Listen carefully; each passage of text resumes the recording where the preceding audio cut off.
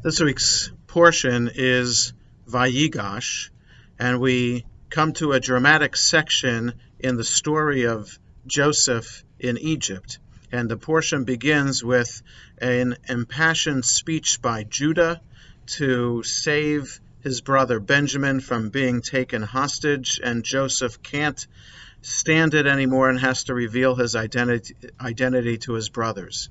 They are naturally shocked and scared about what Joseph might do to them, but Joseph hugs them and encourages them all to come down to Egypt, but first to go back and bring back the rest of the family to Egypt.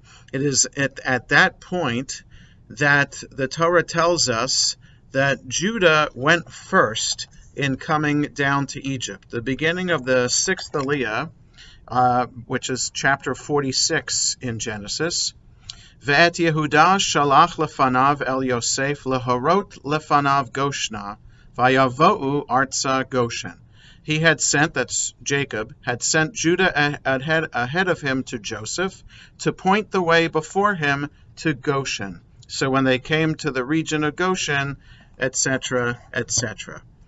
The word there, lehorot, means to show, but it also means to teach, as in Torah, comes from that root. And so the rabbis take advantage of that word to teach a very important message. First, in context, it seems pretty clear. Somebody has to go ahead of the rest of the family to set up the camp, to make sure that everything is in order for the rest of the family to arrive. That's what, in context, that verse says. But the rabbis say something quite different. The rabbis know that the Israelites are going to be in the land of Goshen in Egypt for quite some time, a few generations. And from the word lahorot, meaning instruction, then, they say that Judah went first in order to build schools so that there would be education available for the children.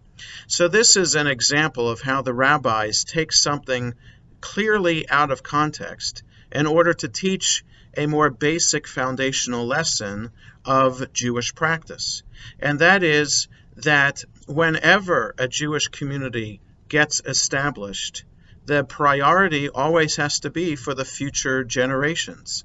That the first thing to build are the communal institutions that will take care of the children, namely schools. And so from this context, where it's clear that Judah is just going first to get things ready, the rabbis teach a more basic lesson, a foundational lesson of what Jewish communities are supposed to be about.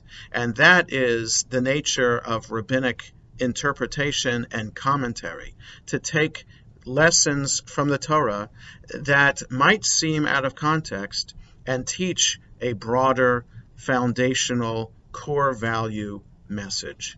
Shabbat Shalom.